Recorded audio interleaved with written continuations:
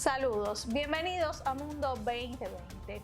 El diario estadounidense The Washington Post publicó recientemente que mientras los países europeos buscan reajustar su mercado energético en el afán por descartar a Rusia como proveedor, no hay suficientes alternativas a corto plazo al gas y el petróleo rusos para evitar un gran dolor económico el próximo invierno si Moscú corta los suministros. Lo que ocurre con el sector energético es solo un ejemplo del impacto económico de la guerra en Ucrania y las sanciones a Rusia. Sin embargo, Estados Unidos y otras naciones occidentales envían armamento constantemente y ya los analistas advierten sobre cómo ese suministro puede profundizar y prolongar un conflicto que está afectando a todos los países del mundo. Justamente acerca de cómo influye la actual situación en Ucrania en el escenario económico internacional, contactamos una vez más a Gladys Hernández, especialista del Centro de Investigaciones de la Economía Mundial. Bienvenida a Mundo 2020. Realmente es un placer siempre estar con ustedes y saber que temas como estos son discutidos en este espacio y que pueden brindar aristas interesantes para nuestro pueblo. Por tanto, muchas gracias por la invitación. Gladys, en el 2020 la pandemia de COVID-19 prácticamente paralizó la economía global y desestabilizó los mercados financieros, pero en 2021 ya se hablaba de un comienzo de la recuperación. ¿Estaba entonces preparado el mundo para el impacto económico del actual conflicto en Europa? Bueno, realmente no. De hecho, ya se habían acumulado una serie de desequilibrios socioeconómicos importantes que hacían prever que la supuesta recuperación que se inicia en el primer semestre del 2021 iba a ser una recuperación con problemas, una recuperación que no debía ser del todo estable como en otras ocasiones. Y aquí es necesario mencionar esos desequilibrios. En primer lugar, se estaba en presencia de desequilibrios vinculados a la inflación, importante destape de la inflación en todo el mundo, teniendo en cuenta también las restricciones importantes desde el punto de vista de la producción y las cadenas de valor globales que se habían interrumpido fundamentalmente en su parte logística, en la producción y en la parte logística, el encarecimiento desde el punto de vista del transporte, el encarecimiento desde el punto de vista del traslado de las producciones que se estaban haciendo. Todo esto atentaba contra la incipiente recuperación que se inicia en el primer semestre. Sin embargo, es cierto que a la luz de la vacunación global, cómo fueron estos procesos avanzando, pues persistía un espíritu optimista en la misma medida que la mayor parte de los países que ya tenían esquemas de vacunación realizados estaban retornando a lo que se denomina la nueva normalidad. Sabemos perfectamente que en el contexto de cualquier país que haya estado afectado por la COVID, también habían otros incidentes como puede ser la emergencia de esa propia epidemia, en la misma medida que fueron apareciendo nuevas variantes de la COVID-19. Específicamente, en el año 2021, la variante que más afectó fue la de Omicron, que ya para el segundo semestre estaba detectando impactos realmente importantes en economías que incluso volvieron a establecer el confinamiento. Por tanto, podemos decir que el estallido en este primer trimestre del conflicto entre Ucrania y Rusia, pues lógicamente está adicionando fuego a todos esos desequilibrios globales que hemos hablado. Recordar que desde el punto de vista de la pandemia, apenas un 4% de la población mundial ha sido vacunada. O sea, hay regiones específicamente en África, por ejemplo, en algunos países latinoamericanos, donde sigue persistiendo una notable desigualdad en el acceso a las vacunas y que en ese contexto todavía estaba presente la incertidumbre en relación a cómo podía evaluarse la evolución de la pandemia. Llegamos al 2022 tenemos ya un segundo semestre de 2021 donde existían serias fluctuaciones y vulnerabilidades, y en ese contexto, lógicamente, la emergencia de este actual conflicto en Europa, pues lo que ha añadido es elementos de incertidumbre y vulnerabilidad al proceso incipiente de recuperación de la economía mundial. Gladys, desde el inicio de la operación militar en Ucrania, Estados Unidos, la Unión Europea y otros países, incluidos miembros del Grupo de los Siete, comenzaron a aplicar la batería de sanciones más fuertes de los últimos años contra Moscú como una especie de castigo al gigante euroasiático. Pero ¿cuál es el impacto real de esas medidas que se vuelven contra los países que las han impuesto, y sus ciudadanos pagarán de sus bolsillos esta campaña política rusófoba? Es importante recordar que con anterioridad a este conflicto actual que estamos presenciando, han existido 14 años en los cuales ambos contendientes habían estado tratando de establecer un status quo con relación al conflicto. Por tanto, es importante reconocer que la vinculación estratégica que existe hoy en este mundo interconectado entre los países de la Unión Europea, la propia Ucrania, Rusia, es realmente muy importante. Hay sectores estratégicos en los cuales son dependientes unos de otros. Por tanto, el hecho de aplicar una batería de sanciones que ya supera las 7.100 sanciones a Rusia no es un hecho que pueda caer en un saco vacío. No va a ser realmente Rusia el único país afectado. La batería de las sanciones realmente ha sido importante desde el punto de vista del sector energético. Estamos en presencia de restricciones fuertes a la importación, por ejemplo, de carbón. Es una de las medidas que recientemente se adoptó en la 5ª ronda de sanciones, porque ya van 5 rondas de sanciones de la Unión Europea y de otros países a Rusia. En el contexto energético, por ejemplo, está el hecho de no querer venderle, no querer exportar a Rusia aditamentos para los procesos, digamos, que tienen que ver con la refinación del petróleo y el gas, no querer hasta cierto punto elementos, digamos, importantes dentro del contexto energético, como puede ser la inversión en el sector energético ruso. O sea, hay una serie de elementos que desde el primer momento se han estado adoptando en el contexto energético. En el contexto del transporte hay una supresión de los vuelos de las aerolíneas rusas a lo largo de toda Europa, o sea, el cierre de los aeropuertos y los espacios aéreos. Hay importantes sanciones para el sector del transporte, la venta de medios, de piezas de repuesto, a todo el proceso de desarrollo del transporte en Rusia, y recordar que precisamente a instancias de la Unión Europea, buena parte de los transportes y de los aviones incluso construidos en Rusia, pues utilizan piezas y partes de repuestos construidas en otros países europeos, o sea, que forma parte de todo un proceso.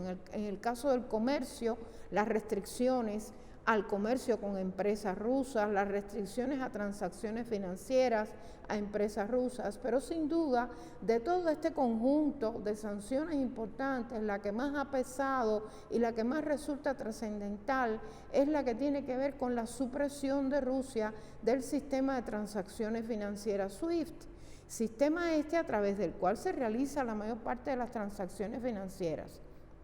Pudiera decirse que este proceso afecta directamente aproximadamente $300.000 de reservas rusas en bancos extranjeros. Usted puede decir, se han apropiado de las reservas.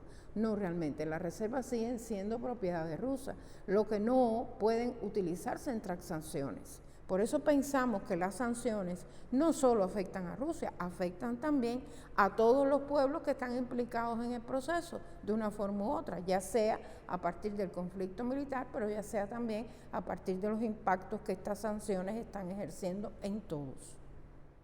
Al inicio del programa mencionaba el caso del gas ruso y cómo Europa no parece encontrar alternativas para sustituirlo. Algunos países han accedido a pagar en rublos a Moscú a pesar de las presiones de Washington, pero hay otros países a los que Europa pueda comprar el gas que no sea Rusia. Bueno, no son pocos los expertos que en este momento están planteando que va a resultar muy difícil que por lo menos en el corto y el mediano plazo Europa pueda sustituir al gas ruso.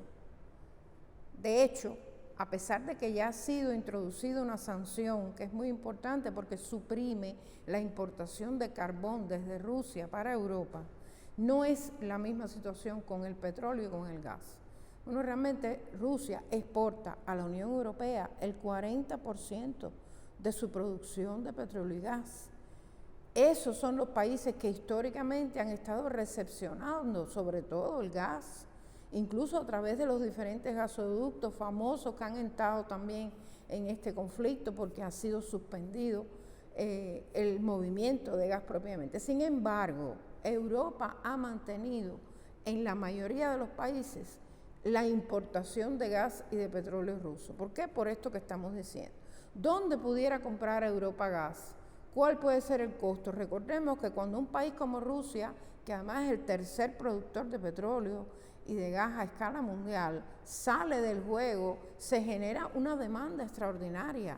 Eso impacta en los precios, impacta en las economías que deberán entonces pagar más por ese gas o por ese petróleo. Y está el caso, por ejemplo, de los famosos países oportunistas que emergen, digamos el caso de los Estados Unidos, que ha planteado venderle gas a Europa, pero un 40% más caro. O sea, aquí estamos viendo que no va a ser tan fácil. ¿Dónde pudiera entonces recurrir Europa o aquellos países que han decidido llevar a cabo ese boicot? Porque todavía la mayor parte de los países no lo ha hecho. Estamos en presencia entonces de una situación de incertidumbre grande. Pudieran viajar a los países de Medio Oriente, pudieran tener transacciones con países que producen gas o petróleo en América del Sur, pudieran incluso, no pienso que sea el caso, ponerse en negociaciones con China, pero ojo con esto, todo esto es un proceso de tiempo que no se resuelve fácilmente y que va a tener ya el impacto que tiene actualmente, el hecho de que los precios del petróleo y del gas se hayan incrementado. Recientemente el petróleo se ubicaba entre 97 y 104, 106, 107 dólares el barril. Y todo este proceso es un proceso que genera demanda, que genera incremento en los precios. Y además estamos en presencia de una región que está planteando y está generando incertidumbre para los mercados porque dice que de buenas a primeras va a suspender la importación de estos productos de Rusia. Esto todo genera una gran incertidumbre a escala global. Gladys, y en el caso de Rusia, el Banco Central de ese país afirmó que la economía rusa se contraerá entre un 8 y un 10% este año. Por otro lado, el presidente Vladimir Putin ha dicho que esta podría ser una oportunidad para su país por la búsqueda de alternativas, alianzas nuevas y la posibilidad de ampliar el desarrollo de la producción autóctona. Entonces, ¿en qué medida las sanciones han logrado su objetivo de desestabilizar la economía rusa? Yo diría que la respuesta para esta pregunta tiene dos aristas.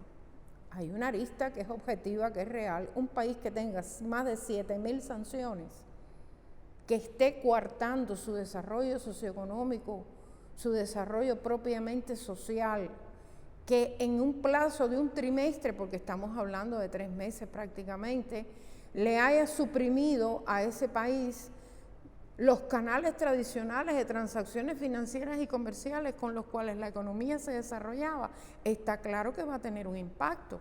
Pudiéramos entonces coincidir con esos pronósticos que da el Banco Ruso en relación con que la caída desde el punto de vista económico puede llegar al 9, al 10%, al 8% incluso. Pero el otro elemento del cual no se habla, porque realmente no es el objetivo de la prensa occidental, es si Rusia estaba preparada o no para hacer frente a esas sanciones. Yo pienso que Rusia estaba preparada. Cuando nosotros analizamos una serie de elementos importantes, en primer lugar, no eran las primeras sanciones. Ya Rusia estaba acumulando más de 3.400 sanciones cuando se inicia este conflicto. Se habían producido una serie de transacciones internas, de transiciones internas en la economía rusa muy importantes. Por ejemplo, en la esfera financiera, Rusia había optado por diversificar su cartera de reservas, de aproximadamente un 40% de sus reservas expresadas en dólares. Cuando se inicia el conflicto, estamos hablando del año 2014, cuando se inicia el conflicto ahora, recientemente, ese porciento había caído al 16%. Rusia había diversificado, había ampliado su cartera en yuanes, por ejemplo, 13% aproximadamente de esas reservas están expresadas en yuanes, lo que lleva a pensar que desde el punto de vista financiero había una cierta solidez y un cierto manejo en esa diversificación para no tener que depender tanto del papel del dólar. Otra medida muy interesante por parte de Rusia fue precisamente la diversificación de su comercio, la ampliación de sus alianzas comerciales con países de América Latina, con países de África, con países como China. Otro elemento muy importante es cuáles son las exportaciones de Rusia que Rusia ha prohibido a Europa. Bueno, si hablamos solamente del caso de los fertilizantes, estamos en presencia de una gran catástrofe desde el punto de vista de la agricultura para Europa. Y sin embargo, Rusia ha seguido exportando su producción agrícola a través de sus canales establecidos normalmente. O sea que pudiera decirse que también en este contexto de la producción agrícola de Rusia y cómo el desempeño de sus productos agrícolas en el comercio mundial ha tenido una cierta estabilidad a pesar del conflicto, puede generar también un elemento positivo para el comercio ruso. O sea, hay una serie de elementos que hacen pensar que Rusia se había estado preparando para el caso en que las sanciones se recrudecieran. Pero también es cierto que el nivel de sanciones es único en el mundo y en este periodo histórico. Por primera vez, un país es sacado del sistema monetario financiero internacional. El hecho de que usted vea interrumpidas sus transacciones financieras en el sistema SWIFT es preocupante, es un antecedente muy preocupante para cualquier país a escala de todas estas relaciones del sistema monetario financiero internacional. Pero adicionalmente también genera alternativas, porque Rusia pudiera ahora pensar en otro sistema de pagos que vincule sus monedas con otras monedas de otros países y genere un sistema de pago que puede resultar alternativo a al SWIFT. Y eso se está observando en el caso de Rusia, de la India y de China.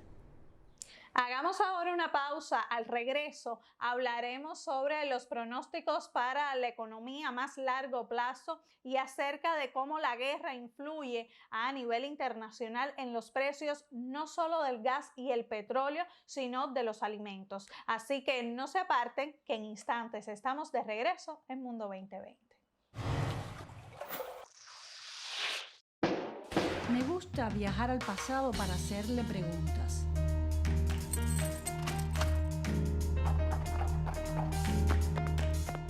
Contradicciones que llegaron a convertirse a veces en verdaderas pugnas.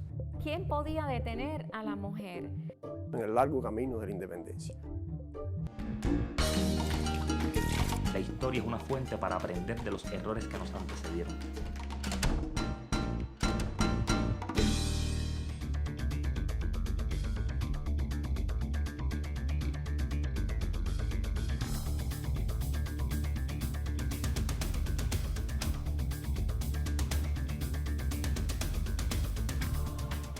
Seguimos en Mundo 2020. En el programa de hoy profundizamos en el impacto económico global del conflicto en Ucrania y las sanciones de Occidente contra Rusia por la operación militar. Se trata de una guerra con consecuencias a escala global, pues Rusia es el tercer exportador de petróleo del mundo, uno de los principales suministradores de gas natural, además de tener un peso enorme en las producciones de trigo, aluminio y níquel, entre otros. Por tanto, de cierta forma, se desestabilizan los mercados de esas materias primas y todo lo que de ellas depende. Y si todo es tan catastrófico económico. Entonces, ¿quién gana desde el punto de vista económico con el conflicto en Europa? Pues según estimaciones de la agencia Bloomberg, Qatar sería el mayor beneficiario de la actual crisis energética debido a los planes de los países de la Unión Europea de sustituir las entregas del gas ruso por el qatarí. Otros que salen con ganancias en medio de este complejo panorama son las industrias armamentistas estadounidenses principalmente, que ya reportaron un incremento de sus beneficios en los primeros meses del año, aun cuando la operación militar no había comenzado, pero se hablaba de un posible enfrentamiento bélico. Y retomamos de inmediato el diálogo con Gladys Hernández del Centro de Investigaciones de la Economía Mundial para conocer, Gladys, ¿cuál sería entonces ese costo tan grande del conflicto en Ucrania para la mayoría de los países, incluso aquellos lejanos que aparentemente no dependen del petróleo o el gas ruso? Bueno, recordemos que en el caso específico de la globalización, y este mundo es un mundo muy globalizado, resulta muy difícil no estar implicado y no recibir los impactos de un fenómeno global, porque esto es un fenómeno global.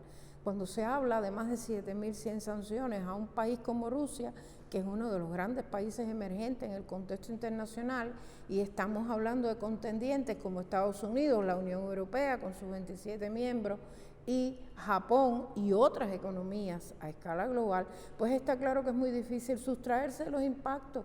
Los países subdesarrollados los podemos dividir en dos partes. Pudiéramos decir que hay países que son exportadores de combustibles tradicionales, petróleo, gas. Esos países, por supuesto, que se benefician hasta cierto punto con el incremento de los precios de esos combustibles, pero simultáneamente tienen que compensar ese incremento en los precios con importaciones sumamente caras de alimentos. Y en ese contexto tenemos el caso de 82 países en el mundo, que son a su vez importadores de petróleo, importadores de productos alimenticios. O sea que estos países, específicamente estos 82 países que están distribuidos por todas las regiones en el mundo, pues lógicamente van a tener impactos dobles por el incremento del precio del petróleo y por el incremento del precio de los alimentos. Y en el caso específico de aquellos que son exportadores, habría que ver si el monto de ingresos que van a recibir les cubriría, les compensaría todo el gasto que van a tener que hacer con la importación de alimentos. El fenómeno del incremento de los precios a escala global es grave, porque no solo son los precios de los alimentos, no solo son los precios de muchas materias primas. Y los antecedentes para esta crisis de precios no es el conflicto, es todo el proceso de deterioro de la economía global que tuvo lugar con los años anteriores. Incluso yo iría más atrás, iría hasta la crisis del 2008-2009. Las secuelas de esa crisis todavía están presentes en el mundo, y el hecho de que se hayan agudizado con la pandemia también permite hablar de una vulnerabilidad extrema en este sentido para muchos países subdesarrollados. Y justamente ante ese escenario, algunos medios y analistas dan por hecho una recesión para 2025. Se dice que Estados Unidos podría llegar incluso antes, en 2023. ¿Cuáles serían entonces los pronósticos de crecimiento de la economía global? ¿Depende la recuperación solamente del conflicto en Ucrania? Si tenemos en cuenta que la economía mundial no marchaba totalmente bien, está claro que el conflicto ha generado impactos adicionales. Por ejemplo, algunas agencias y algunas instituciones de Naciones Unidas ya están promocionando, están dando sus escenarios probables para esta crisis. Tendríamos que decir que en el caso de la UNCTAD ha planteado que esta crisis pudiera significar un decrecimiento de aproximadamente un 1% en el crecimiento global para el año 2022, o sea, de 3,6, que era su pronóstico, a 2,6. Otras agencias incluso, y a veces resulta interesante ver cómo esto procede, tanto el Banco Mundial como el Fondo Monetario Internacional ya han reducido las expectativas de crecimiento para la economía mundial. Pero lo que es peor, aquellas agencias que se dedican a pronosticar cuáles pueden ser los escenarios en vinculación directa con los precios de las materias primas, recordemos que en este momento tanto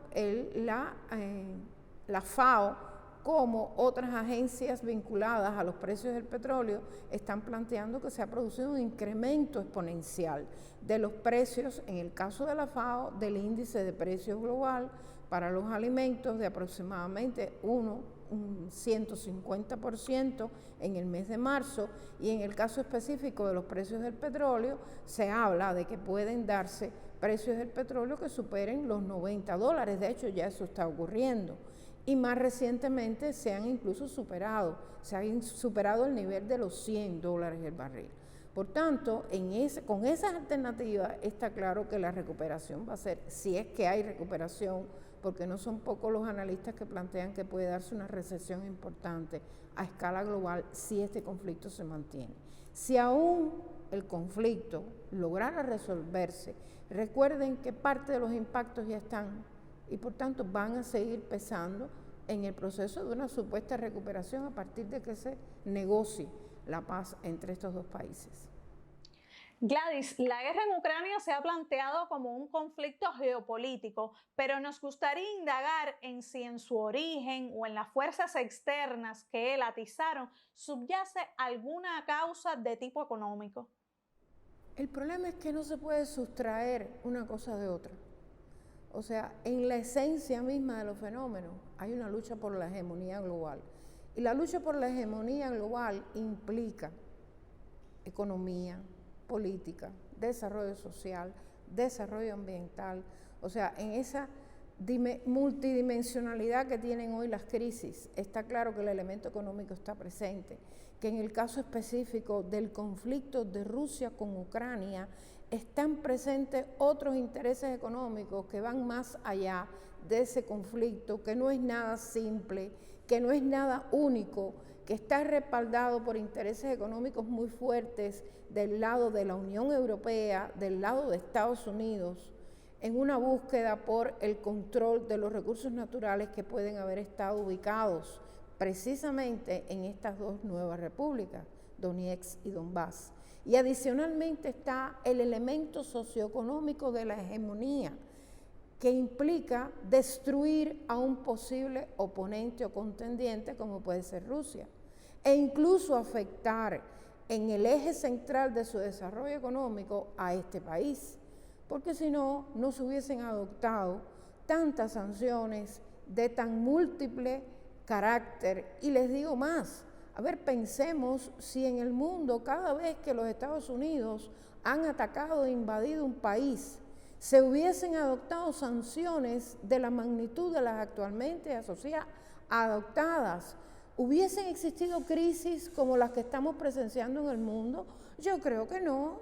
A ver, desde el punto de vista de la geopolítica, Estados Unidos jamás ha sido sancionado con la magnitud que está siendo sancionada Rusia, más allá de que sabemos que es un conflicto que está generando pérdidas humanas, que desde el punto de vista humanitario es una crisis que debería ser resuelta desde el punto de vista pacífico a través de las negociaciones. Pero bueno, después de 14 años eso no ocurrió. Lo que hubo sí, elementos económicos, geopolíticos presentes para presionar a Rusia a aceptar determinadas condiciones que Ucrania estaba planteando con el apoyo de la OTAN. Por tanto, sí hay elementos de toda índole, digamos un proceso multidimensional que está pesando en el conflicto actual. Pues muchísimas gracias, Gladys, por sus comentarios una vez más para Mundo 2020, un programa en el que siempre es bienvenida para profundizar en temas como este del impacto económico del conflicto en Ucrania, que a la larga nos afecta a todos. Agradezco extraordinariamente la oportunidad y espero, por supuesto, mantenerme en contacto. Muchas gracias. Y por hoy nos despedimos. La próxima semana los esperamos para mirar al mundo con 2020.